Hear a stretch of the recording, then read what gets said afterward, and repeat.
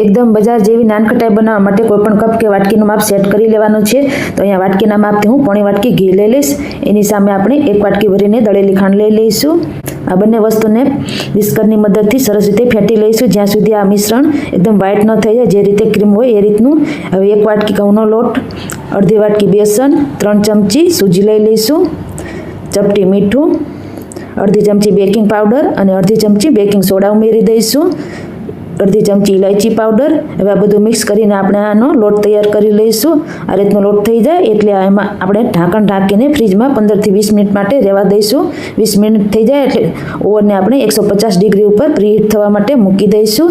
ત્યાં સુધીમાં આપણે નાનખટાઈ તૈયાર કરી લઈશું। તો લોટ આપણે બહાર કાઢીને આને જે રીતના પેડા હોય એ રીતનો શેપ આપીને નાનખટાઈ તૈયાર કરી લઈશું અને ઉપરથી પિસ્તાની કતરણથી ગાર્નિશ કરી લઈશું। તો આવી જ રીતે આપણે બધી નાનખટાઈ બનાવીને તૈયાર કરી લેવાની છે।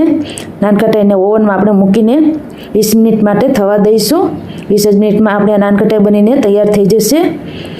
એકદમ ટેસ્ટી આપણી નાનખટાઈ બનીને તૈયાર થઈ ગઈ છે। 10 થી 15 મિનિટ માટે ઠંડી થવા દેવાની છે અને ત્યારબાદ આપણે બીજો બેચ શેકી લેવાનો છે। તો હું તમને એક તોડીને પણ બતાવી દઉં। એકદમ ટેસ્ટી આપણી આ નાનખટાઈ બજાર જેવી જ બને છે। તો વિડીયો તમને કેવો લાગ્યો એ કમેન્ટ બોક્સમાં જરૂરથી જણાવજો।